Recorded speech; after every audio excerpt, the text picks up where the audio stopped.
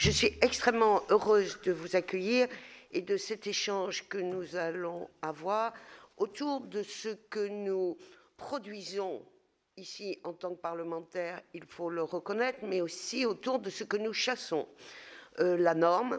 Et je pense qu'au-delà de ce nettoyage que nous faisons de manière ponctuelle, pertinente et nécessaire, nous souhaitons vraiment participer de manière collective à un changement de culture autour de ce que j'appelle un objectif que nous partageons, qui est celui de l'efficacité de l'action publique et de la norme qui est utile, contre la norme qui est contre-productive parce qu'à un moment, elle bloque l'action publique. Et nous savons que nous sommes autour de la norme un certain nombre d'acteurs, c'est un peu comme une ruche autour de cette affaire, et qu'il convient que nous échangions sur ce partage de la culture, que nous avons beaucoup, de cette même culture, que nous avons beaucoup évoqué avec le président Lambert, que nous évoquons beaucoup avec notre collègue qui est le premier vice-président Rémy Pointreau, puisque nous avons un vice-président à la norme, si je puis dire, ici dans cette délégation, et que nous avons aussi évoqué avec Madame de Montchalin, que nous avons vu récemment. Peut-être avant de démarrer, alors je dois vous préciser que cette séquence qui dure jusqu'à 10h50,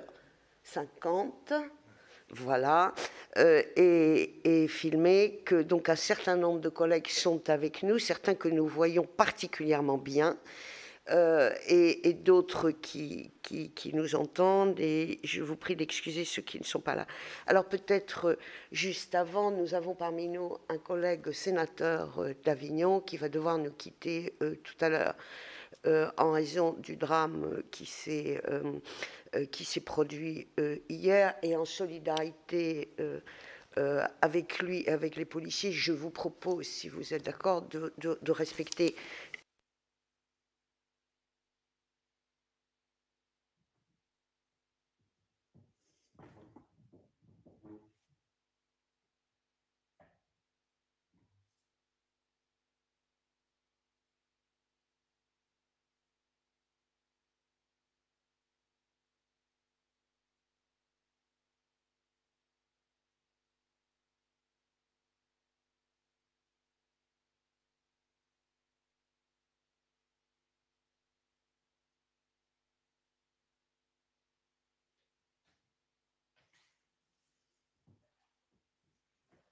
Donc peut-être pour compléter la philosophie de notre esprit que j'expliquais tout à l'heure, donc les travaux que nous conduisons sur la norme répondent à une demande du président du Sénat qui a spécifiquement missionné notre délégation dans l'espoir d'avancer sur ce terrain. Alors, nos efforts ne sont pas ménagés, si je puis dire, et ils ont démarré il y a déjà un certain temps, et ils portent leurs fruits, puisqu'on aura l'occasion de parler aussi de l'évaluation de l'action publique. 80% des dispositions que nous avions portées par notre collègue Rémy Pointreau dans une proposition de loi de simplification du droit de l'urbanisme ont été intégrées dans le champ du droit. De la même manière, dans le pacte national de revitalisation des centres-villes, repris dans la loi Élan. Par contre, je le disais, je crois qu'il reste un long chemin à faire, et ce chemin, je pense qu'il est plutôt culturel et qu'il conviendrait que ensemble, tous les acteurs que je citais tout à l'heure, nous procédions à une sorte de changement de logiciel pour une frugalité et une excellence normative, plutôt qu'une submersion parfois normative qui vise l'efficacité de l'action publique. Donc nous, dans ce cadre, nous mesurons, parce que beaucoup d'entre nous ont été élus locaux, le rôle clé qui est tenu par vos écoles, qui sont emblématiques de notre système de sélection et d'excellence. Elle se situe au cœur de la question de la simplification, car vous formez ceux qui écriront les normes, les administrateurs, les membres de cabinet, ceux qui les mettront en œuvre, avec plus ou moins de capacité d'adaptation que la loi peut donner, ceux qui les interpréteront également dans les prétoires, avec plus ou moins de souplesse et d'intelligence des réalités de terrain. Donc il nous intéresse fortement de savoir quelle place occupe cette préoccupation dans la pédagogie et les contenus enseignés dans vos écoles. Lors d'un récent collègue organisé par le président du CNEN, M. Gérard, vous avez présenté des évolutions de l'ENA en matière de légistique. Peut-on dire aujourd'hui que tous les élèves de l'ENA, comme ceux de l'ENET, suivent des modules de simplification législative, réglementaire et administrative, sous forme théorique et d'études de cas, en visant un objectif qui doit être celui de ceux qui contribuent, de tous ceux qui contribuent à l'action publique, c'est l'efficacité de l'action publique. Quel effet produit la norme? Alors, très récemment, notre délégation a organisé une consultation nationale des élus que nous rendrons publique la semaine prochaine. Et cette idée de renforcer la formation à la simplification a reçu une très large adhésion de la part de nos élus locaux. C'est même plus qu'une large adhésion. Donc, comment l'enjeu de simplification est-il appréhendé? Des élus locaux sont-ils sollicités pour venir concrètement expliquer les difficultés rencontrées face à la fois au foisonnement des normes, leur complexité, mais aussi parfois leurs contradictions, puisque les normes sont rattachées à des thématiques quand l'élu doit régler un problème général. Donc l'ENA a mis en place des stages en préfecture et en entreprise, et c'est une excellente chose. Les stages en territoire existent, mais nous avions une idée à suggérer que le président de la République n'a pas du tout évoqué dans son intervention du 8 avril dernier de la convention managériale. Pourquoi ne je vais avoir du mal à lire. Pourquoi ne pas prévoir, voilà, pardonnez-moi, une sortie d'école systématique en collectivité ou en administration déconcentrée et hors des métropoles pour une durée limitée mais suffisante. De son côté, la conférence des présidents d'université a souligné l'importance d'organiser la formation à l'ISP sur une alternance touchant tous les territoires de la République dans leur diversité, et pas seulement les préfectures ou les chefs-lieux où elles sont implantées. S'agissant de l'INET, le même principe qui est celui de développer une culture commune des difficultés de terrain et qui est une heureuse chose pourrait s'appliquer. Au-delà du stage d'ouverture d'une durée d'un mois, ne pourrait-on envisager un passage obligé après sortie de l'école, en tout cas tôt dans la carrière, au service de l'État? Et enfin, je voudrais évoquer la formation continue, puisque je crois que la formation tout au long de la vie professionnelle, ainsi qu'on l'appelle, nous semble aujourd'hui être une exigence compte tenu du rythme d'évolution des choses, de la complexité. Et comment distinguez-vous ces deux volets et quelle action avez-vous dans ce domaine en formation continue? Enfin, je crois qu'il ne s'agit pas pour nous, en tout cas, d'opposer les fonctionnaires de l'État et les grands serviteurs de l'État qui sont, enfin, je le dis à titre personnel pour avoir été exercer des fonctions d'élu local, de très grande qualité, qui souvent accompagnent les élus pour trouver des solutions, donc qui sont facilitateurs en interprétation de la norme, mais qui parfois ont une efficacité, merci beaucoup, qui est liée, je n'ose pas dire à la qualité de la personne, mais à cette sensibilité qu'ont ces grands serviteurs de l'État, de l'obligation de résultat à laquelle sont condamnés tous les élus locaux. Et il nous semble que parfois, il y a ce que certains d'entre nous appellent un manque de sens concret, ou en tout cas d'étude d'impact de l'effet de la norme qui est produite.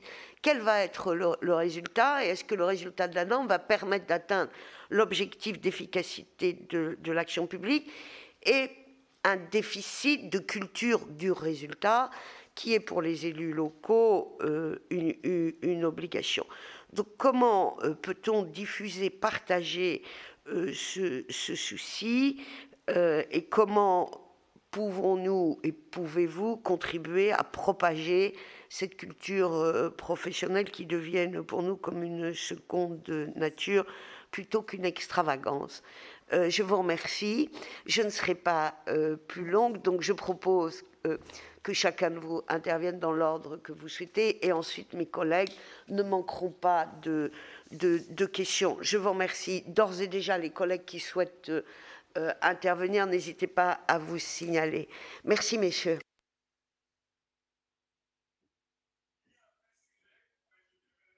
Merci Madame la Présidente. Je salue les sénateurs et sénatrices ici présents, et puis ceux qui nous regardent par visio.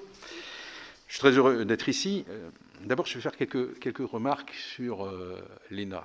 L'ENA ne forme par an que 80 élèves. Donc, on ne peut pas dire que tous ceux qui fabriquent des normes dans ce pays viennent de l'ENA.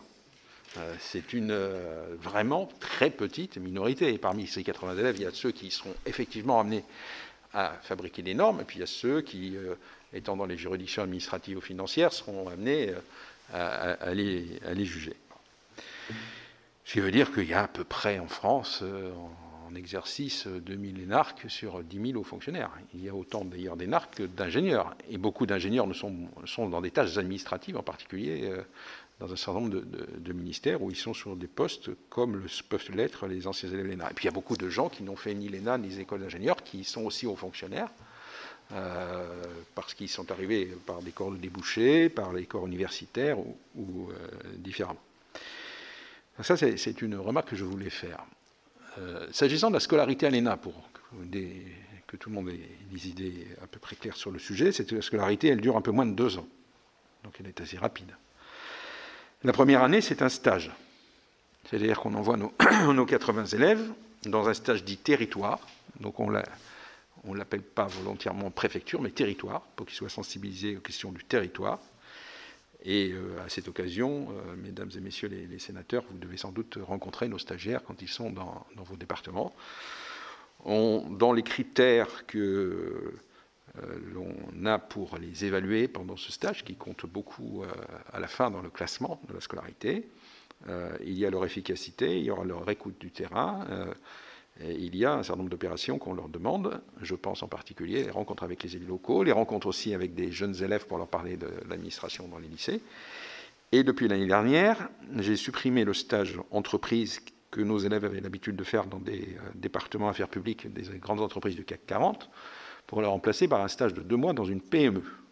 Donc les élèves de la promotion 2020-2021 comme ceux de la promotion 2021-2022, d'ailleurs ceux de la promotion 2021-2022 sont à ce moment-ci, exactement au mois de mai et juin, en PME, pour qu'ils prennent aussi conscience de ce que l'État impose comme norme aux petites et moyennes entreprises qui n'ont souvent pas du tout les moyens ni juridiques ni financiers d'y résister.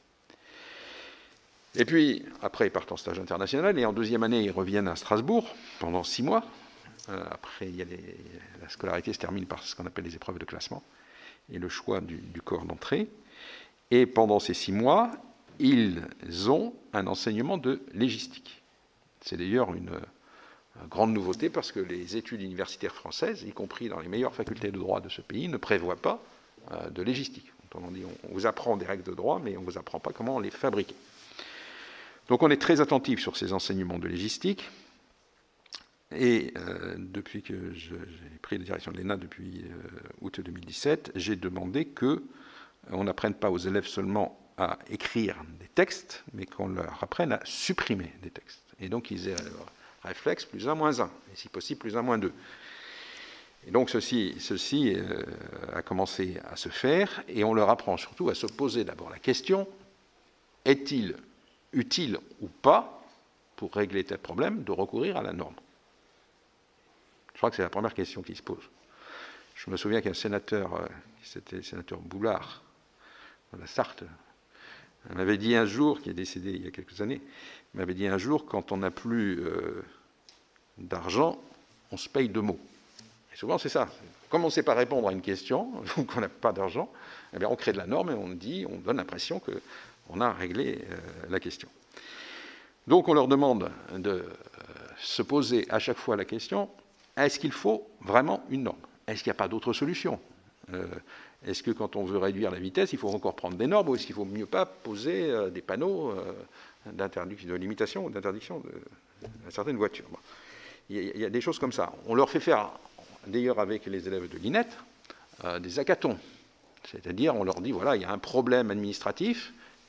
Par exemple, l'année dernière, on a fait travailler nos élèves sur le fait que dans les petites entreprises, il y avait des contrôles exercés par l'État, ce qui est normal, mais que ces contrôles, pour certaines entreprises, se succédaient à une telle vitesse que le chef d'entreprise passait sa vie à rendre compte aux contrôles. Comment on peut faire pour étaler les contrôles, ou bien pour faire en sorte qu'un contrôle comporte plusieurs aspects et arrête d'aller ennuyer tous les jours le chef d'entreprise. Donc on essaye de leur faire des exercices. On fait aussi ce qu'on appelle du design thinking, c'est-à-dire comment on fait par exemple pour éviter qu'il y ait des files d'attente, des queues. On fait réfléchir avec des spécialistes du design, etc., sur la réorganisation des locaux administratifs. Bref, on essaye de leur mettre en tête que la norme n'est pas la solution obligatoire à tous les problèmes. Il faut dire que parfois, ce sont les autorités politiques qui le serviront, les ministres qui leur demanderont de faire la norme. Chacun sait bien que dans ce pays, quels que soient les gouvernements, dès qu'il y a un problème, on répond par un texte. Et nos élèves devenus hauts fonctionnaires sont par définition, article 20 de la Constitution, le gouvernement dispose de l'administration aux ordres d'un gouvernement qui va leur dire, il y a eu un sujet, répondez par un texte, souvent une loi d'ailleurs, vous le savez bien, mesdames et messieurs les sénateurs. Et donc ils font ce qu'on leur demande, mais on essaye de leur dire, de proposer aux autorités politiques d'autres solutions que les textes. Alors une fois qu'on a réglé le problème, s'il y a besoin d'une norme, naturellement on va leur demander de travailler sur cette norme, est-ce qu'elle est, de quel ordre elle est, est-ce qu'elle est constitutionnelle, est-ce qu'elle est législative, est-ce qu'elle est réglementaire. On va leur demander donc de trouver le niveau de la norme, d'ensuite de faire extrêmement attention à la rédaction, à la clarté du texte, à l'intelligibilité, comme dit le Conseil constitutionnel. Et puis on va surtout maintenant, on leur demande de plus en plus de ne pas fabriquer un texte sans faire une étude d'impact. Et les études d'impact, c'est les études d'impact budgétaires, économiques, sociaux, environnementaux, et on a rajouté l'impact concret pour les usagers. Autrement dit, qu'est-ce que ce texte y fait à son application, à ce qu'on appelle le dernier kilomètre? Et ça, on y est extrêmement sensible. Donc, tous ces sujets, on essaye de les enseigner. C'est d'ailleurs une l'épreuve de légistique qui aujourd'hui compte beaucoup dans le classement de sortie et qui fait à peu près 10% de la note, ce qui est énorme. Alors, en gros, les stages font 40% et les épreuves font 60%, et donc les élèves y sont extrêmement attentifs. Nous faisons en sorte que tous ces sujets d'évaluation des politiques publiques, on travaille là-dessus avec l'Institut des politiques publiques, il y a beaucoup de spécialistes de l'évaluation qui viennent, soient beaucoup plus enseignés qu'ils ne l'étaient autrefois. C'est-à-dire qu'il y a l'impact et l'évaluation après. À quoi ça sert d'avoir pris un texte si on s'aperçoit que ça ne sert à rien? Et puis il y a un sujet sur lequel on essaye de les développer. On a fait on l'a enseigné cette année, parce que comme vous le disiez tout à l'heure, Madame la Présidente, souvent les administrations fabriquent des normes en silo. Donc on a maintenant mis en place des cas de situation concrètes avec des cours ou des séminaires, plus exactement, de réunions interministérielles où chacun vient et puis ils se rendent compte qu'il y a des contradictions. Et ils apprennent à régler les contradictions. Enfin, dernier point, je terminerai par là, on leur demande de regarder ce qui se fait à l'étranger. En tout cas dans nos principaux voisins européens, Allemagne, Angleterre, Espagne ou Italie, pour regarder comment on règle le problème. Je vous signale par exemple que, pour prendre un petit pays qui est les Pays-Bas, aux Pays-Bas, par législature, on n'a le droit de faire qu'une seule loi sur un sujet. C'est-à-dire que si vous faites une loi sur le terrorisme, vous faites une loi par législature, vous n'en faites pas deux. Une loi sur l'urbanisme, mais pas deux. Aux Pays-Bas, c'est comme ça. Il y a aussi des pays dans lesquels on arrive à faire en sorte que la course à la norme s'arrête un jour. Donc, et ce n'est pas que l'affaire des administrations, c'est aussi l'affaire du politique, et ce qui est tout à fait normal. Voilà, Madame la Présidente, ce que je voulais vous dire en introduction. Merci beaucoup, monsieur le directeur, mais comme je le disais, nous n'accablons pas plus que nous ne nous accablons, parce que nous savons que nous pouvons aussi être producteurs de normes, c'est-à-dire nous contribuons à, même si parfois il nous est arrivé, et je crois que ce n'est pas du tout un reproche que moi j'adresse aux énarques, qui, dans les territoires, quand ils sont préfets, sont plutôt de grande qualité, nous aident à trouver des solutions, mais on a parfois des interprétations dans les circulaires et les décrets qui dévie de l'esprit du législateur et qui, en tout cas, parce que cette démarche que vous évoquiez de l'étude d'impact et de l'effet dans un écosystème d'action n'est pas fait, conduit à une impossibilité d'agir. Merci beaucoup, Monsieur Gérard. Monsieur Périnet, si vous voulez bien votre tour. Merci Madame la Présidente. Et bonjour Mesdames et Messieurs les sénateurs et sénatrices. Donc l'INET est l'Institut national des études territoriales, qui est une des activités du Centre national de la fonction publique territoriale, l'établissement, la maison commune des collectivités territoriales pour la formation de l'ensemble des fonctionnaires territoriaux, quel que soit leur métier, quelles que soient les collectivités dans lesquelles ils travaillent. Et dans cet ensemble du CNFPT, l'INET, située à Strasbourg, voisine de l'École nationale d'administration, forme, et je voudrais y insister, les administrateurs territoriaux, les conservateurs du patrimoine et les conservateurs des bibliothèques, et depuis 4 ans, le cadre d'emploi des ingénieurs en chef. Et je le dis comme un des éléments d'introduction servant mon propos, parce que cette interdisciplinarité compte beaucoup dans l'évolution de l'état d'esprit, dans l'altérité et l'approche des situations complexes. À l'INET, à l'Institut national des études territoriales, donc nous formons ces élèves issus des concours organisés par le CNFPT. Et ces élèves, une fois en poste, après 1 an ou 1 an et demi de formation à l'INET, ont vocation à rejoindre les collectivités territoriales auprès des élus locaux, régions, départements, grandes intercommunalités, pour concevoir auprès d'eux, les aider à concevoir le projet porté par le mandat et concevoir les politiques publiques, l'action publique et diriger tout ou partie des services de ces grandes collectivités. C'est la vocation première des élèves de l'INET quand ils sortent. En fait, ces élèves et ces hauts fonctionnaires territoriaux ne sont pas en eux-mêmes, n'ont pas vocation à eux-mêmes produire, directement évidemment, la norme nationale. En revanche, en interaction avec les ministères, en interaction avec nos collègues de l'État, ces élèves, ou en tout cas demain ces hauts fonctionnaires, ont une part dans le sujet. Ils sont en revanche auprès des élus locaux dans l'action au milieu de ces normes. Et donc, notre fil rouge, c'est de les préparer à l'action publique efficace et, disons, en milieu complexe, que ce soit en milieu normatif, social, territorial, politique, parce que les enjeux que les collectivités territoriales relèvent sont complexes, j'allais dire de plus en plus complexes, oui, parce qu'ils sont à la croisée de beaucoup de sujets thématiques. Donc évidemment, la qualité de la norme, sa stabilité, son économie, comptent dans l'efficacité de l'action publique. La scolarité des élèves de l'INET a quelques, en tout cas sinon particularités, en tout cas quelques constantes importantes. C'est assez ancien comme modèle et c'est d'abord une école d'application. C'est une école qui, j'espère, en tout cas c'est ce que nous portons, apprend à faire, à agir. Et pour ce faire, la formation est essentiellement une formation d'alternance. La plupart du temps, les élèves sont sur le territoire, sur le terrain, dans toutes les collectivités territoriales qu'ils veulent bien les accueillir. Et c'est vrai que je dois dire que l'écosystème que nous formons avec les collectivités territoriales est remarquable parce qu'ils sont rapidement placés en situation dans les collectivités territoriales. Et quand ils reviennent à l'INET, à Strasbourg, dans nos locaux, ils n'ont pas vraiment de cours théoriques. Certains le regrettent, mais les acquis, les fondamentaux considérés comme étant acquis, et on les les enseignements qui sont portés au sein de l'INET sont plutôt des enseignements, des retours d'expérience, partagés avec les élus locaux, partagés avec les pairs, leurs pairs, pour mettre en perspective ce qu'ils ont perçu, appris, compris de leur passage sur le terrain.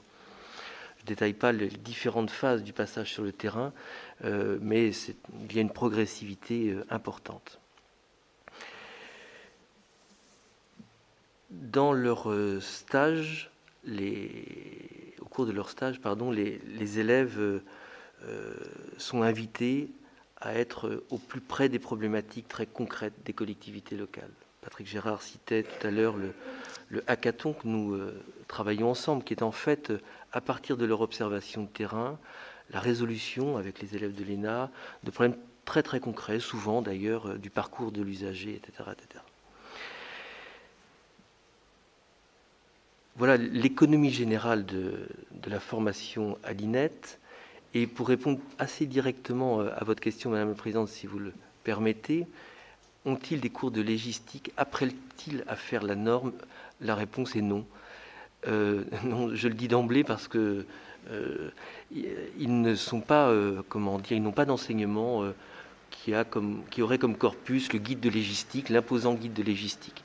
Ils connaissent évidemment leurs fondamentaux en droit constitutionnel, en droit administratif, etc.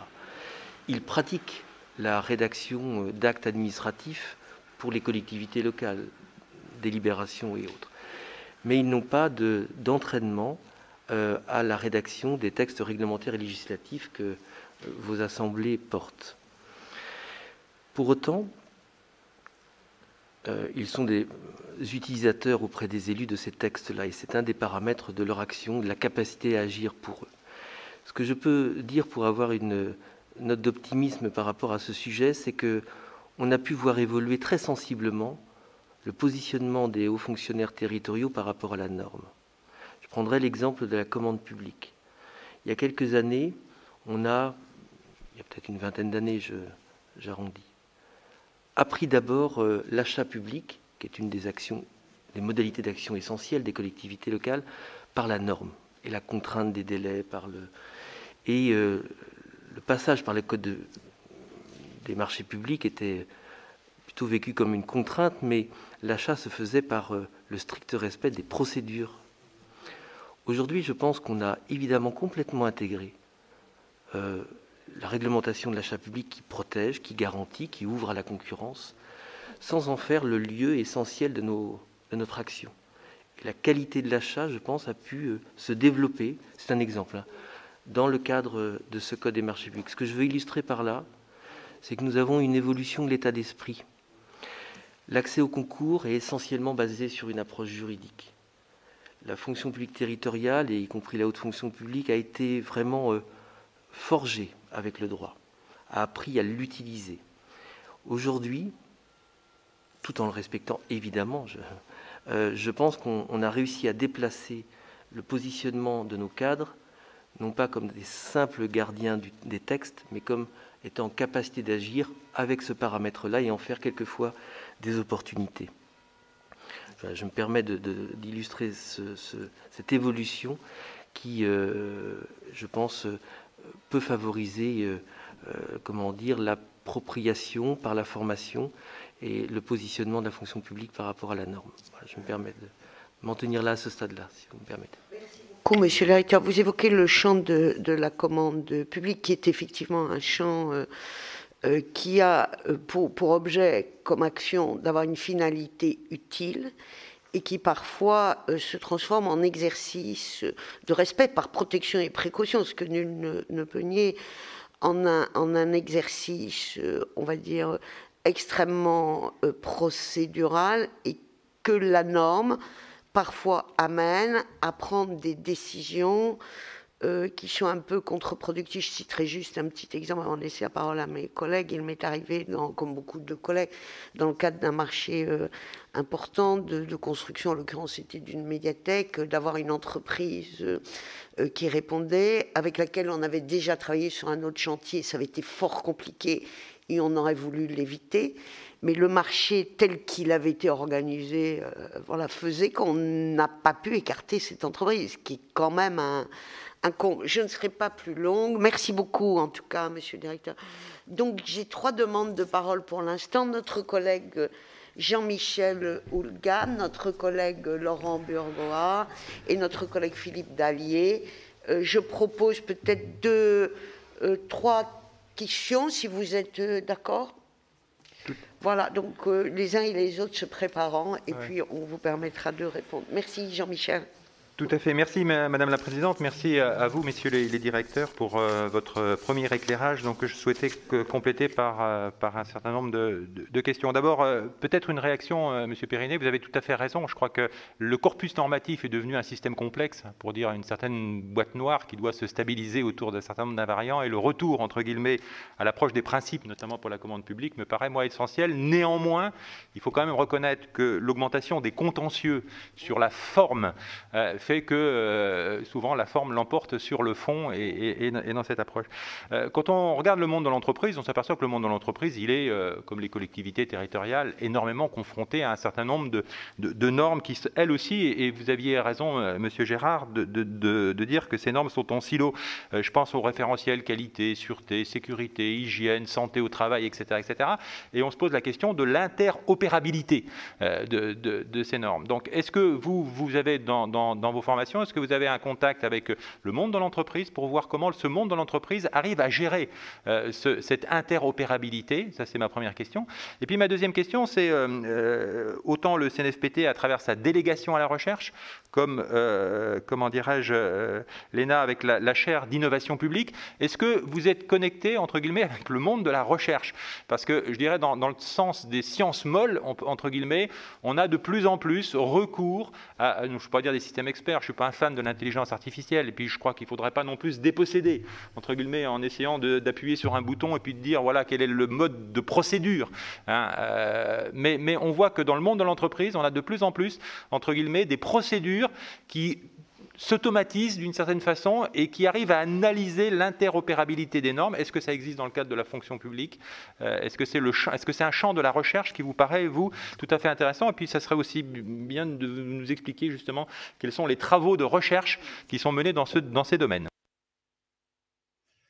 La parole à notre collègue Laurent Burgoa. Merci, Madame la Présidente.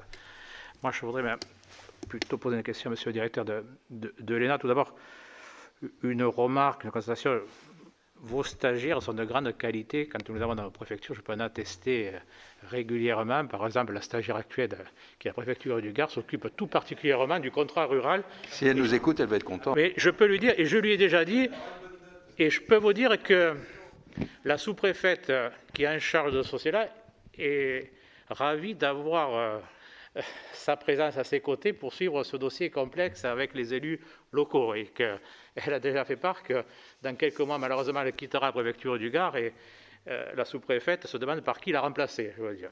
Non, je voudrais voir pas votre point de vue personnel, parce que vous avez un droit de réserve, Monsieur le Directeur, par rapport à la décision du Président de la République de fermer l'École nationale de l'ENA, mais savoir comment ça va se passer, parce que si j'ai bien compris, il y aura un tronc commun par rapport au futur institut du service public. Donc, est-ce que vous pouvez nous expliquer comment les futurs élèves vont pouvoir être affectés? Je crois qu'il y a un tronc commun avec diverses écoles, l'ENA, l'Institut des hautes études de la santé publique. Donc, est-ce que vous pouvez nous expliquer comment ça risque de se passer si on va? Et puis vous dire qu'à titre personnel, c'est vrai que c'est facile pour nos élus de critiquer, c'est-à-dire les énarques, mais je crois que nous, les élus, je crois qu'on est favorable aussi à ce qu'on ait une élite dans ce domaine-là, comme dans d'autres domaines. Je crois que ça fait la fierté de la France, et que des fois c'est facile de critiquer, mais on a bien besoin de cette élite par rapport à d'autres pays. Chers collègues, la parole est à notre collègue Philippe Dallier qui est en visio. Cher Philippe. Merci Madame la Présidente, vous m'entendez? Oui. Très bien. Si on cherche effectivement à comprendre et à lutter contre cet excès de normes dans notre pays, il faut bien sûr regarder du côté du Parlement, et je pense que là, de notre côté, il y a des choses à faire, parce que un problème, une loi reste quand même une tendance assez lourde. Alors je ne sais pas si on arrivera un jour à un système tel qu'il existe aux Pays-Bas avec une seule loi sur un sujet donné par législature. C'est peut-être un peu trop contraignant, mais il y a du boulot à faire côté Parlement, c'est une certitude. Après, côté administration, là aussi, il y a des choses à regarder. Mais est-ce que parmi les sujets qu'il faudrait prendre en compte, est-ce que la culture du parapluie, ceinture, bretelle n'est pas un véritable problème? Et je fais référence à la judiciarisation de la société. C'est vrai qu'on essaye tous, à la fois côté élu et côté administration, d'essayer de limiter les risques pour ceux qui prennent des décisions. Mais est-ce qu'au bout du compte, tout ça ne nous conduit pas à un excès de normes? Alors, en ayant dit cela, je n'ai pas la solution, mais je pense en tous les cas que ce soit du côté de la préparation de nouveaux fonctionnaires comme du côté des parlementaires, il y a à réfléchir sur le sujet. Voilà, qu'est-ce qu'on peut faire dans ce domaine-là? Merci, chers collègues. Donc, je vous propose, messieurs les directeurs, de répondre à cette première série de questions, si vous voulez bien. Et ensuite, nous avons une autre prise de parole de notre collègue Sonia de la Proveté, Dominique Estrosi-Sassone, Michel et Michel Gréaume. Messieurs les directeurs. Bien, merci Madame la Présidente.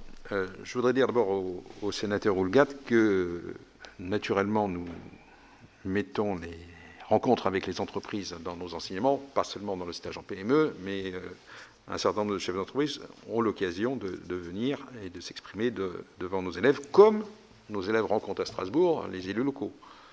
Pas seulement le président de région, le président de la collectivité européenne d'Alsace, la maire de Strasbourg ou d'autres, mais aussi quelquefois des maires de toutes petites communes du flanc alsacien des Vosges. Je me souviens d'une rencontre avec l'un d'eux il y a 2 ans. Donc on y fait très attention. Naturellement, les entreprises sont, on l'a dit sur les PME, on le fait avec un certain nombre d'exercices pratiques que je pourrais vous donner, au cœur de la réflexion de simplification. Parce qu'on sait très bien que c'est des entreprises qui créent des emplois et que si on les bloque par des normes, on n'y arrivera jamais. Alors le sénateur Houllegatte posait la question du monde de la recherche.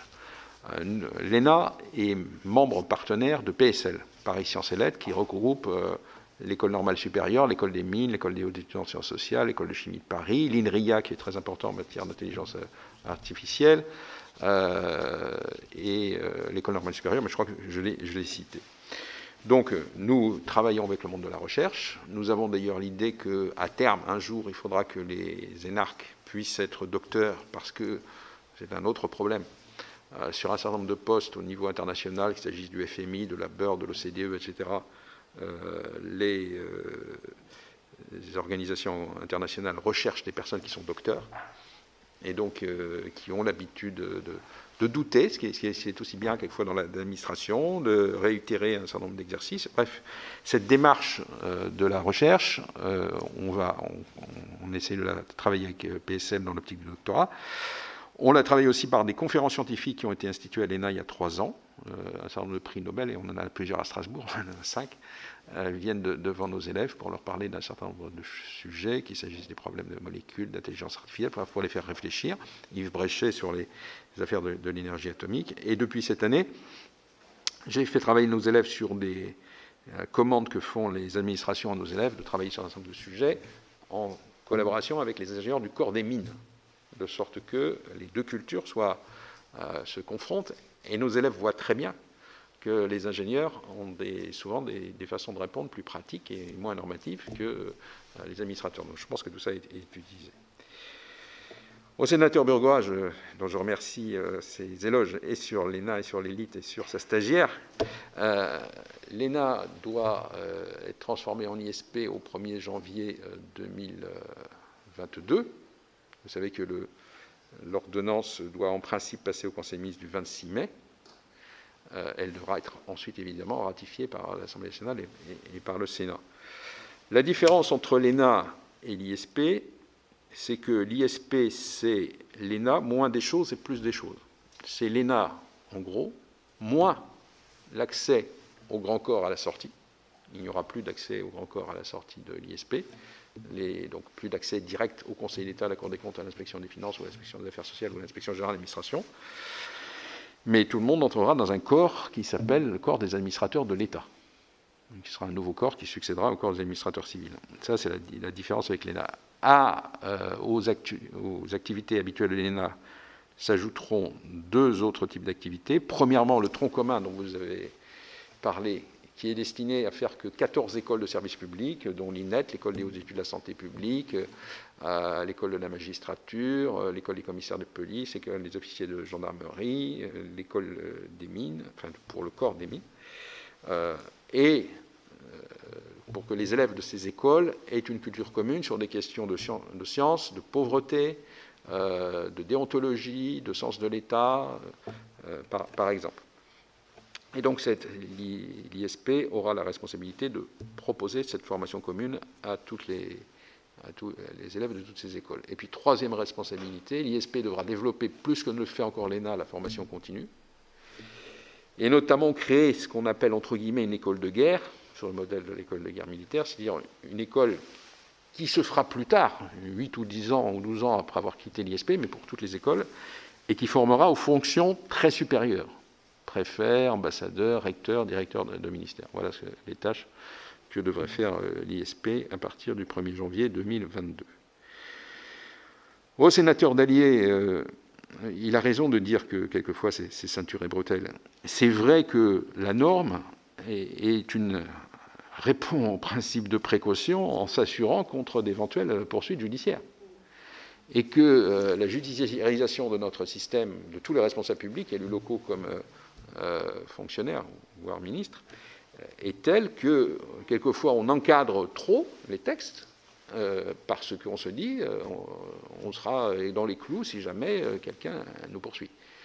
Ce qui fait que ça donne beaucoup moins de liberté à l'appréciation, qu'on devrait avoir des textes plus généraux laissant plus d'appréciation à ceux et celles qui sont chargés de les appliquer, et que sans doute cette judiciarisation a cette conséquence, même si elle a évidemment l'avantage heureux d'essayer d'être vertueux. Mais quelquefois, à force de vouloir être trop vertueux, on devient trop heureux.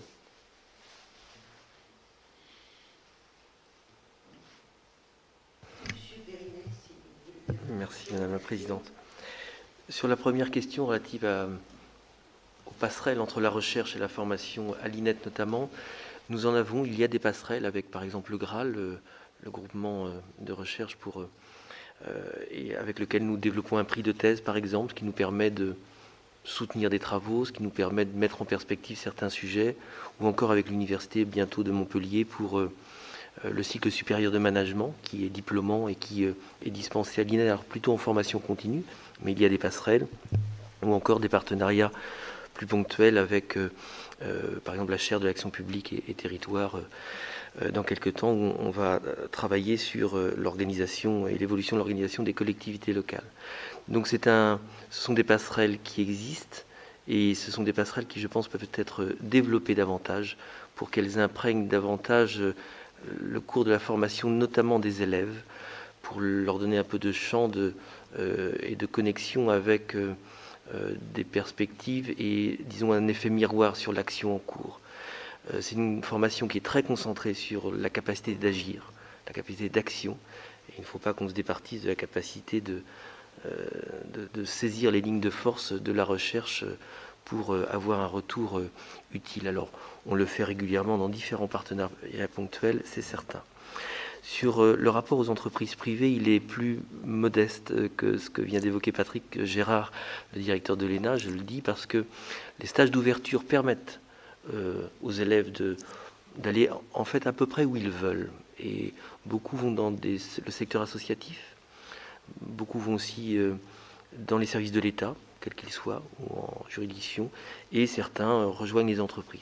Peut-être pas assez, mais et puis nous pouvons accueillir, évidemment, il n'y a pas de limite à cela, des intervenants qui viennent du secteur privé. Enfin, l'INET a comme vocation d'être cette école d'application avec l'ambition d'être la plus ouverte possible à tout l'écosystème qui fait la réalité de l'action locale.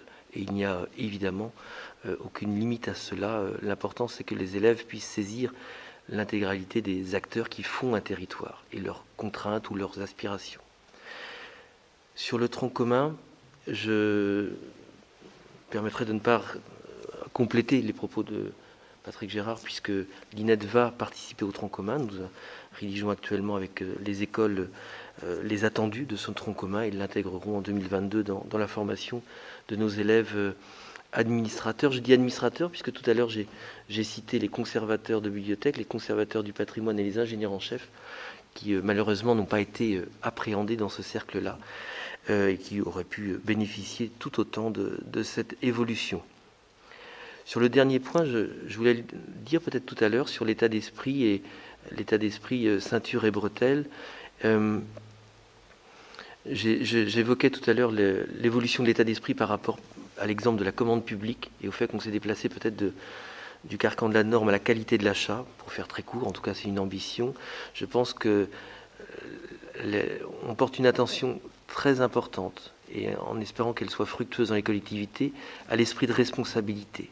Les élus locaux, vous me demandiez tout à l'heure, Madame la Présidente, s'ils venaient à l'INED pour nous interpeller un peu, pour nous dire ce qu'ils attendent des fonctionnaires territoriaux. Oui, ils viennent à l'INED et ils disent les attendus à l'égard des élèves et de la future haute fonction publique territoriale, attendus d'exemplarité, mais aussi de capacité d'agir et de ne pas recréer de la procédure et de la norme là où il y en a déjà. Parce que si nos élèves et nos hauts fonctionnaires n'ont pas vocation à rédiger des normes nationales, ils peuvent avoir quelquefois une inclinaison à rédiger des normes locales qui viennent s'interposer entre l'usager, l'habitant et la norme nationale. Et donc l'état d'esprit qu'on essaye de leur inculquer, c'est celui d'aller le plus directement vers l'habitant et l'usager et de ne pas compliquer par des procédures qui s'imposent à nous-mêmes, par ailleurs, les normes actuelles. Et c'est un développement de l'esprit de responsabilité. Les fonctionnaires territoriaux doivent préserver les élus et leurs collectivités des risques qu'ils encourent, assurément. Et ils doivent être attentifs à cela. C'est un rôle fondamental dont on ne peut pas se départir. Cela étant, la mesure du risque fait partie des compétences que nous devons développer. Il y a risque et risque, il y a des risques de plusieurs natures, il y a quelquefois de l'incertitude, et cette incertitude ne doit pas bénéficier à la rédaction de normes qui vient nous rassurer sans agir, mais plutôt à l'action sans normes. Merci beaucoup, Monsieur le Directeur. Les collègues Olga Tédalier ont évoqué ce qui est, je crois, parfois un mal français.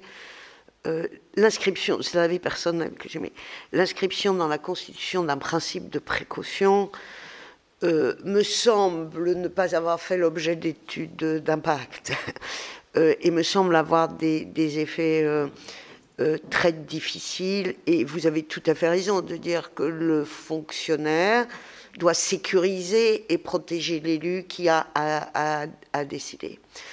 Mais que l'élu doit aussi prendre son champ de responsabilité et que j'apprécie ce que vous dites l'un et l'autre au sens où, tout en appliquant un principe de précaution et donc de sécurité, il convient au préalable de mesurer l'occurrence du risque et sa gravité. Et que je sais que parfois, y compris nous, législateurs, nous avons, sous le fait de l'émotion ou que sais-je, parfois une occasion, si je puis dire, de légiférer à partir de ce qui est sans doute très grave, mais ce qui est un épiphénomène en occurrence et en gravité, la vie étant elle-même, on va dire, pavée de risques. Donc on a cet équilibre à trouver, et le mot que vous évoquez de responsabilité est important. Il y a quelque temps, au titre de la délégation, j'ai adressé un courrier au Premier ministre, lui demandant ce qu'il en était de l'invitation qu'il avait dû faire au préfet d'appliquer leur pouvoir dérogatif aux normes, c'est-à-dire d'avoir une intelligence d'appréciation. Je pense que le recensement doit être en train d'être fait, car je n'ai pas de réponse. Donc j'aurais tendance à penser que l'utilisation du pouvoir dérogatoire a été maximale, parce qu'on met beaucoup de temps à nous répondre, mais nous irons au bout de la réponse.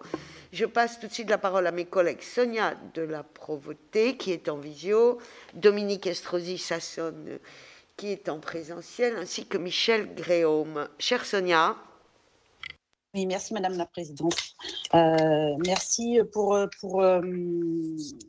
ces enseignements riches sur vos grandes écoles respectives qui, je le précise ici également à l'instar de mes collègues, font aussi notre fierté. Nous avons besoin d'une élite et de têtes particulièrement bien formées pour pouvoir nous accompagner dans les politiques publiques. Moi, je vais poser deux questions qui rejoignent un peu celles de mes collègues. La première sur cette question de la hiérarchie des grands corps qui s'est transformée en priorité des actions publiques quelque part.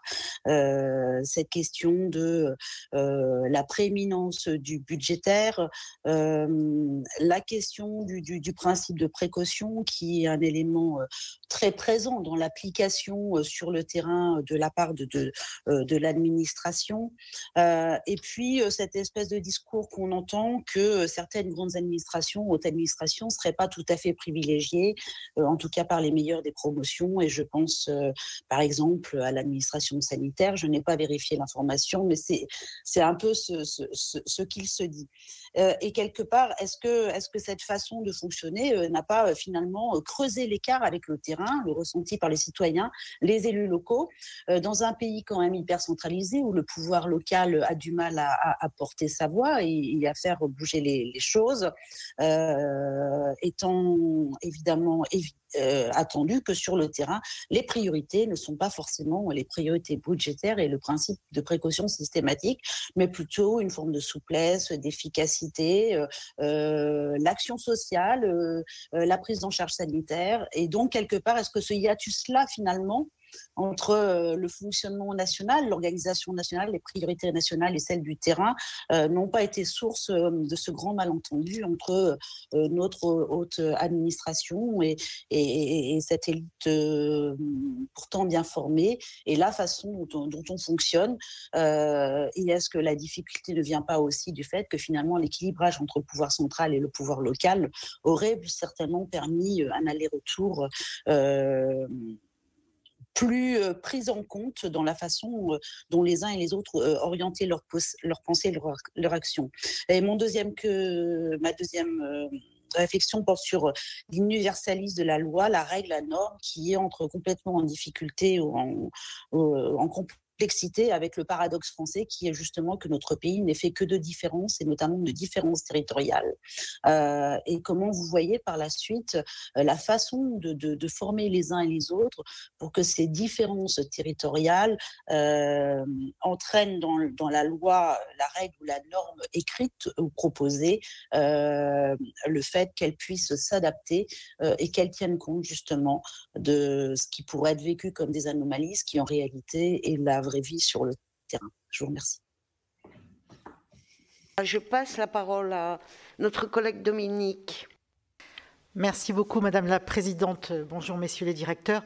Moi, je vais vous poser une question qui est beaucoup plus générale, dont on entend régulièrement parler l'écho. C'est qu'on a beaucoup mis en avant depuis quelques années l'absence d'hétérogénéité des élites françaises issues des grandes écoles en France et particulièrement de l'ENA.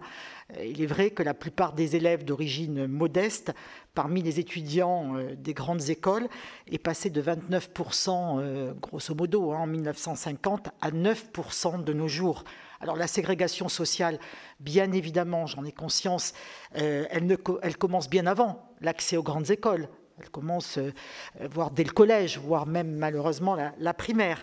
Mais cette quasi-homogénéité des élites françaises, est-ce qu'elle ne pourrait pas forcément expliquer aussi pourquoi aucune originalité d'approche est possible? Et pensez-vous qu'aujourd'hui, le changement de sigle de l'ENA à l'ISP va pouvoir quelque peu inverser cette situation? Merci. beaucoup, cher Dominique. La parole est à notre collègue Michèle Gréaume, sénatrice du Nord. Merci Madame la Présidente, merci Messieurs les directeurs pour vos explications sur vos établissements. Ma question porte sur le fait qu'il est parfois plus facile de trouver les normes à supprimer ou modifier, et j'étais très contente que vous me l'avez dit tout à l'heure, en discutant avec des maires ruraux, qu'avec des maires de communes ou autres collectivités de plus grande strate. En effet, j'ai pu me rendre compte que les services ne font pas remonter forcément les possibilités de modification ou de suppression de certaines normes. Peut-être afin de se protéger juridiquement, certains services appliquent les lois sans faire remonter les incohérences. Je vais vous donner un petit exemple simple. Par exemple, le droit civil et le droit d'urbanisme, qui l'un autorise une ouverture dans la cour du voisin et l'autre ne l'autorise pas. C'est tout simple, c'est pas compliqué. Cela occasionne souvent des recours, malheureusement, aux conciliateurs dans les communes. Comment faire pour justement ces problèmes de normes puissent remonter aux hauts fonctionnaires et de quelle façon, du moins, et la suite qui pourrait être donnée à ces remontées et de quelle façon? Parce que dans une petite commune, le maire est au courant de tout parce qu'il est directement associé au problème du dossier. Qu'un maire d'une plus grande strate, c'est les services et les services ne font pas remonter forcément. Voilà, merci. Merci beaucoup, messieurs les directeurs, c'est à vous. Madame la Présidente, je constate que les questions sont posées selon les règles de la parité. 3 sénateurs, 3 sénatrices.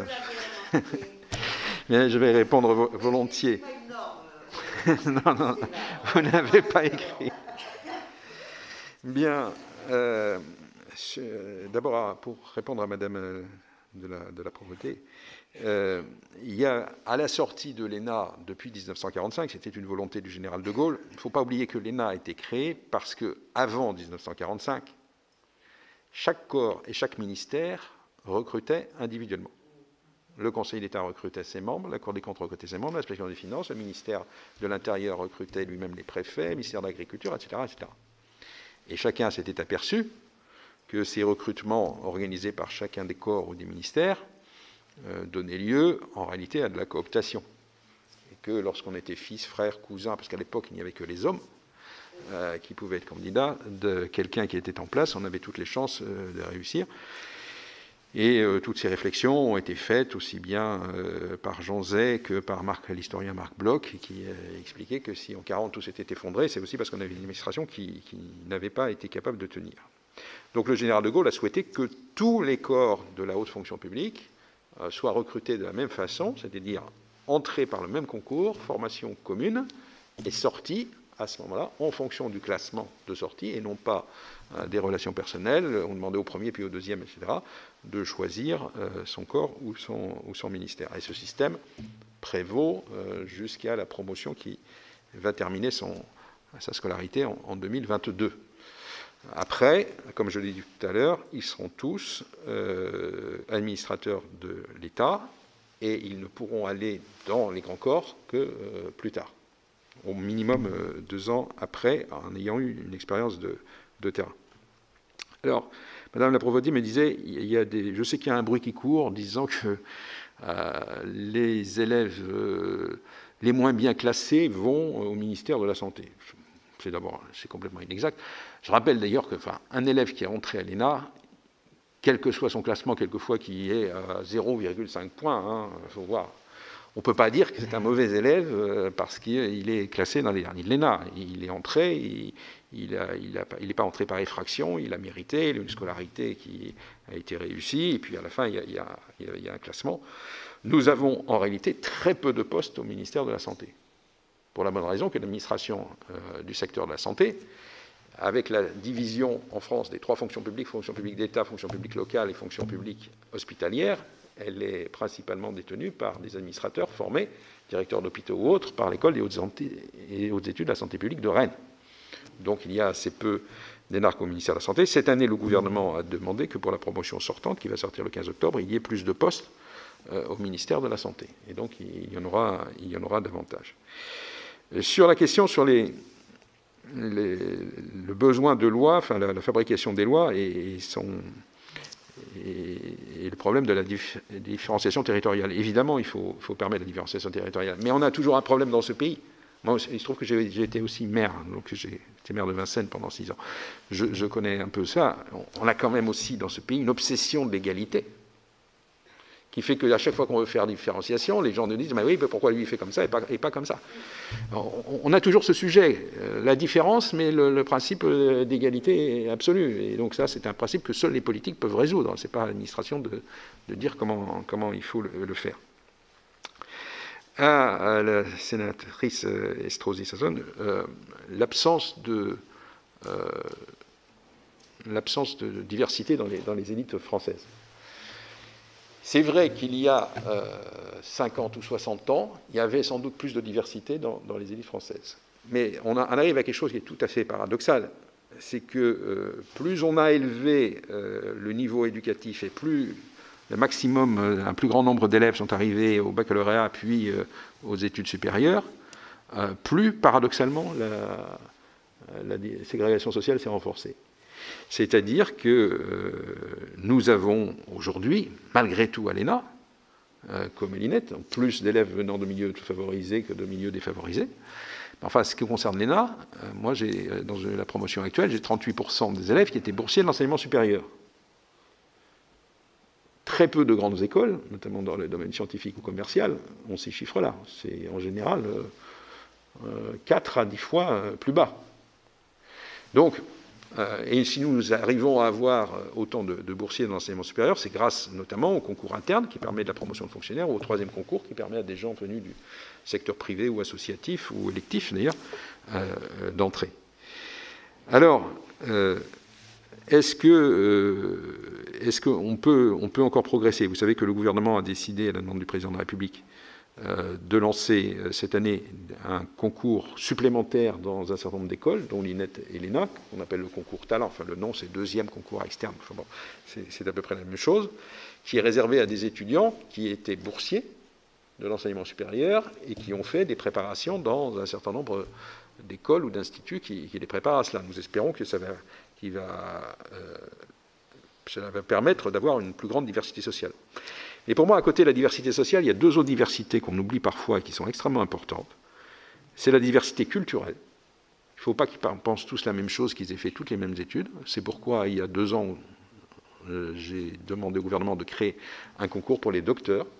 Et nous avons, l'année dernière, admis pour la première fois des docteurs en sciences dures, informatique, mathématiques, physique. Il y a cette année des docteurs en sciences humaines et sociales, l'année prochaine des docteurs en sciences de la vie, pour qu'il y ait des cultures différentes et que les élèves ne soient pas tous sur un modèle de pensée juridique, économique ou financière. Et puis il y a la diversité territoriale. Et la vérité, c'est qu'on a plus de la moitié de nos élèves qui ont fait des études supérieures à Paris. Et moins les autres, évidemment, qui l'ont fait sur le reste du territoire, et très peu, hélas, viennent d'outre-mer aussi. C'est un vrai sujet. Donc j'ai passé, par exemple, un accord avec le gouvernement de Nouvelle-Calédonie pour une formation pour que des élèves de Nouvelle-Calédonie viennent dans nos classes préparatoires égalité des chances, qui vont s'appeler Talent, préparer les concours de l'ENA ou du reste des autres hautes fonctions publiques. On est en train de regarder ça avec la Guyane, et puis si on peut faire plus, on fera plus. Mais je pense qu'il y a ces 3 aspects, diversité sociale, diversité culturelle et diversité territoriale. À Madame la sénateur Gréaume, qui m'appelle l'attention sur la nécessité de consulter les maires ruraux.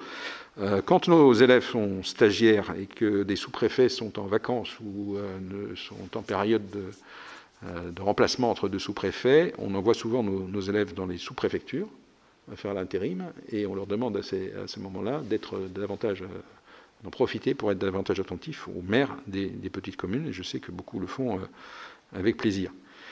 Quant au droit civil qui proclame le droit de propriété et le droit de l'urbanisme qui, par définition, veut le limiter au nom de l'intérêt de la collectivité locale, il y a toujours des contradictions entre tous les droits. Et là aussi, c'est aux autorités politiques, pour moi, de décider. Moi, je remets toujours ça. Il faut que l'administration n'est pas là pour faire le travail du politique.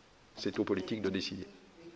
Et l'administration est là pour faire le travail dans le cadre de ce que lui dit le politique, pour lui faire des propositions intelligentes, si possible, sans risque juridique. Mais c'est le politique qui décide, c'est pas l'administration.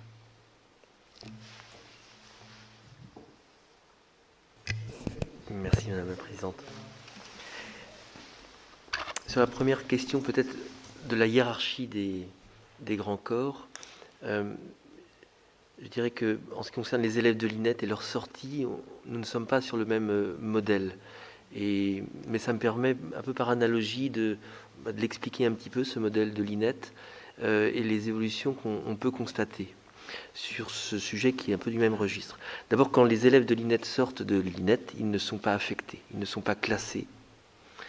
Et ils portent un projet professionnel, une envie, qui dépend de beaucoup de paramètres, dont ce qu'ils auront découvert, compris en formation. Et c'est la rencontre avec le projet d'une équipe d'élus et un exécutif dans les territoires. Et c'est ainsi qu'ils sont recrutés. Ce qui permet à la fois l'absence de classement, un travail sincèrement collectif durant la scolarité et un champ plus ouvert, en tout cas moins normé, à la sortie de l'école. Il y a un autre point qui est important, c'est l'évolution que l'on a pu constater. Il y a quelques années, les élèves de l'INET, en particulier les administrateurs territoriaux, voulaient être alors soit directrice ou directeur général des services, ça c'est plus simple, soit directeur des finances ou directeur des ressources humaines. Et je m'en étais étonné il y a longtemps déjà auprès d'eux. Et aujourd'hui, tous les champs des politiques publiques de toutes les collectivités locales, je prends le risque de le dire ainsi, sont occupés par ces élèves qui sortent de l'INET. La protection de l'enfance, l'insertion, les infrastructures, l'éducation, le sport, la culture, sont aujourd'hui investis avec passion souvent et engagement par ces hauts fonctionnaires territoriaux. Je pense que c'est une belle évolution qui indique que nous n'avons pas cette hiérarchie des corps ou cette hiérarchie dans l'emploi. Voilà, un élément de comparaison et d'évolution quant à cette éventuelle hiérarchie des corps qui peut empêcher l'action. Sur la question de l'universalité de la norme, évidemment, quand on travaille dans différentes collectivités, dans différents territoires, on voit que les normes ne sont pas forcément adaptées à telle ou telle situation, j'allais dire même géographique ou sociale. Donc oui, tout ce qui permettra d'améliorer la capacité que nous aurons à différencier la norme, à l'adapter de manière concrète pour un territoire, je pense facilitera l'action et servira en fait la décentralisation, c'est-à-dire la capacité des élus locaux à porter un projet sur un territoire donné. L'égalité, quelquefois, quand on constate quelquefois qu'on peut s'écarter de l'égalité au sens où tous les habitants des quatre coins de la France ne se voient pas tout à fait appliquer la même norme, on s'en étonne, et un des réflexes est de pouvoir recentraliser, comme si la recentralisation réglait le problème de l'uniformité. Il n'y a pas plus de risque dans l'égalité, dans la décentralisation qu'il y en a dans la centralisation. C'est peut-être une vue de l'esprit.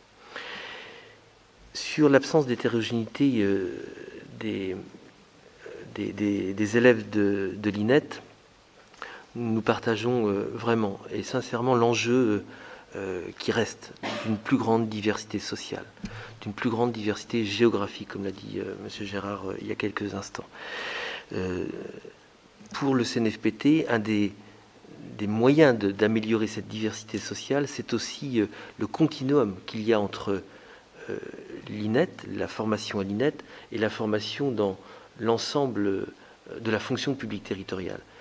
D'où mon insistance dans l'introduction à bien attacher, à bien considérer que l'INET n'est qu'un élément de l'activité du CNFPT et que notre action doit s'inscrire comme un continuum permettant à celles et ceux fonctionnaires territoriaux dans les plus petites communes, mais de pouvoir accéder à ce concours d'ingénieur en chef, de conservateur ou d'administrateur pour, eh bien, selon leur envie ou leur capacité, occuper des fonctions plus importantes s'ils le souhaitent.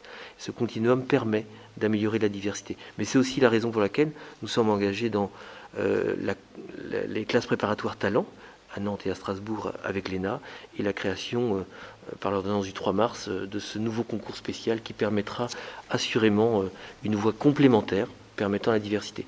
Sur la diversité, je me permettrai d'ajouter un élément. Il y a plusieurs champs dans la diversité. Il y en a un qui aussi permettrait d'enrichir le profil de nos élèves, c'est celui des disciplines. Le concours externe est assurément conditionné par la maîtrise des questions économiques, macroéconomiques ou de droit. C'est nécessaire, c'est intéressant et c'est utile.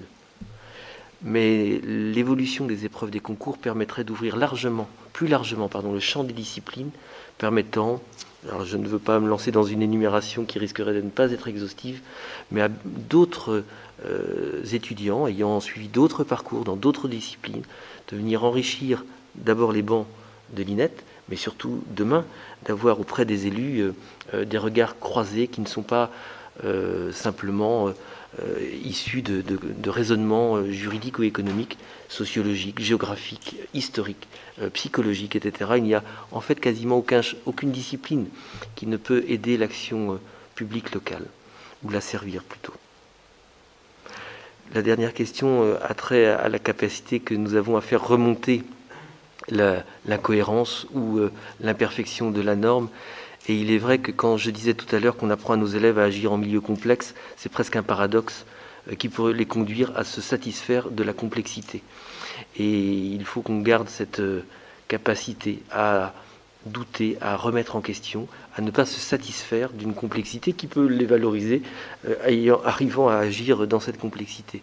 Donc on a un paradoxe qui invite à plus d'observation, plus de dialogue dans les territoires entre les départements, les intercos et les communes pour détecter les empêchements et une capacité à faire remonter via, pas que l'INET, loin de là, mais les collectivités et leurs associations d'élus, les incohérences ou les imperfections. Beaucoup. Ce n'est pas une conclusion, mais en écho aux questions extrêmement intéressantes qui ont été posées par les collègues. Vous avez parlé, Monsieur Gérard, de cette difficulté que nous avons autour de l'égalité. Je pense que nous avons un vrai sujet parce que nous ne parlons pas les uns et les autres forcément de la même chose. Et que nous sentons parfois une musique à bas bruit, et nous l'entendons beaucoup plus en ce moment, alors qu'il y a un projet 4D qui va arriver, qui devrait traiter de la différenciation. À bas bruit s'installe cette petite musique que la différenciation serait source d'inégalité et de compétition entre les territoires. Et je pense qu'il est extrêmement important que nous définissions ce dont nous parlons. Il y a une obligation d'égalité de droit et de liberté. Personne ne peut le nier et personne ne prétend le contraire. Par contre, pour atteindre cet objectif d'égalité de droit, d'égalité de liberté, il convient de différencier les moyens qui permettent d'atteindre cet objectif d'égalité, parce que nous le savons déjà, et dans le droit français ça existe, il y a des dispositions spécifiques pour les territoires d'outre-mer, il y a des dispositions spécifiques pour les communes de montagne, pour le littoral, et même au cœur de l'organisation, une différenciation de dispositions et d'obligations selon les tailles de communes. Je prends un exemple très simple qui ne peut être contesté par personne. Le nombre de conseillers municipaux, l'obligation de scrutin de liste ou pas, donc ce qui concerne l'ensemble de nos territoires, y compris la métropole, varie selon la taille de la commune, parce que chacun a reconnu avec pertinence qu'on ne pouvait pas imposer les mêmes contraintes selon la taille. Donc, je crois qu'il faut qu'on arrive à apaiser ce débat. Nous l'avons ici au Sénat, moi je le dis très librement, et que cette égalité qui se confond avec l'uniformité de moyens est comme la norme, je le crois, une contrainte et un empêchement à l'efficacité de l'action publique. Et il faut que nous, législateurs, nous partagions ça, parce que chacun dit la ruralité est différente de l'urbain. Eh bien, certes, c'est tellement différent qu'il convient que l'on donne à chacun les moyens et qu'il convient à l'État d'assurer un rôle de péréquation. Donc voilà, je vous remercie de m'avoir donné l'occasion de parler de ce sujet qui est éminemment important. Je voudrais faire écho à la question de notre collègue Dominique Estrosi-Sassone sur la diversité des profils qui arrivent dans les écoles. On a cette particularité, je crois, dans beaucoup de filières, parce qu'on a aussi une sorte d'assignation à résidence pour les jeunes, qui n'est pas forcément liée uniquement à leur milieu social et à la culture de ce milieu social, parce qu'il y a une incapacité à sortir de son lieu de résidence et de sa communauté. Il est très difficile pour quelqu'un qui habite, je vais dire, en Bretagne centrale ou dans le centre du Cantal ou au cœur du Jura, de se projeter dans un univers d'études en Normandie. Parce que ça bouscule un mode de vie, c'est compliqué. Donc c'est un sujet, c'est vraiment un sujet qui doit nous intéresser.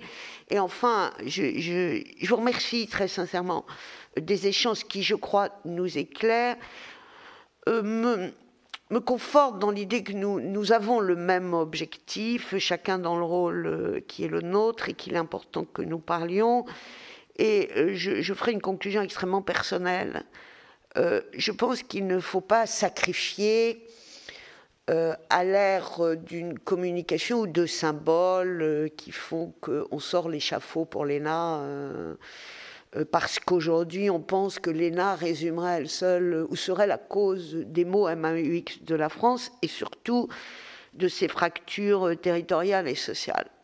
Personnellement, je ne le pense pas, et qu'en tout cas, nous avons en France une formation de grands serviteurs de l'État avec des personnes extrêmement intelligentes et que la qualité des personnels domine et que je pense qu'il faut le reconnaître. Vous l'avez dit, monsieur le directeur, que les énarques ne sont pas partout. Nous avons aussi de grands corps d'ingénieurs dont on ne parle pas beaucoup. Et je parle d'ingénieurs techniques qui savent nous expliquer que nous, les élus locaux, nous ne pouvons pas comprendre, parce que c'est extrêmement technique, vous comprenez. Voilà, donc on nous noie sous la technicité et que je pense qu'il est extrêmement important que la France continue à avoir un niveau d'excellence de formation qui doit naturellement évoluer. Mais nous avons vu aussi pendant cette crise sanitaire, moi je ne ferai pas de comparaison avec les constats que le général de Gaulle a fait après la guerre, mais la crise sanitaire a quand même montré, dans le domaine sanitaire, que nous avions parfois, des situations, encore une fois, ça n'a rien à voir avec la qualité des personnes, mais totalement inadaptées et décalées par rapport aux besoins qui étaient les nôtres, et que donc il faut savoir s'adapter. En tout cas, soyez vraiment remerciés très chaleureusement et très sincèrement, et nous serons très heureux de poursuivre ce dialogue. Et je finirai par une sorte d'anecdote. En 2020, il y a eu des élections municipales, et dans mon département d'Ille-et-Vilaine, il y avait une femme maire d'une commune, alors en l'occurrence rurale, qui était une self-made woman, si je puis dire. Voilà, mais avec un bon sens remarquable, une capacité d'agir, une ténacité, elle ne lâchait jamais rien. Et cette femme, qui était vice-présidente dans son interco, a eu la lourde charge de mettre en place un PLUI. Chacun de nous ici sait ce qu'est un PLUI, la difficulté d'acculturer. Et elle l'a fait d'une manière assez remarquable, assez exceptionnelle, sortant, me disait-elle parfois, à des avis techniques, alors qu'elle, il fallait qu'elle conduise aussi politiquement les choses.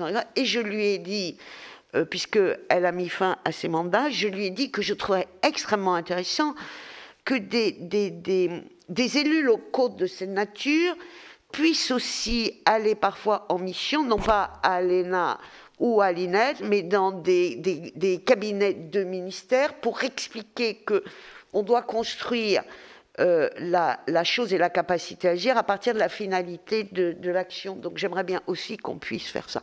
Merci beaucoup. Et je crois que nous sommes à l'heure.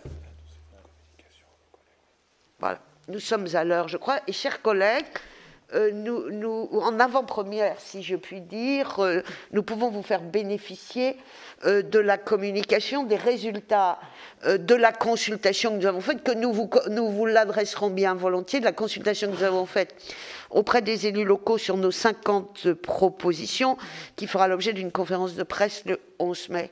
Je vous salue et je reviens à vous, si vous permettez, chers collègues.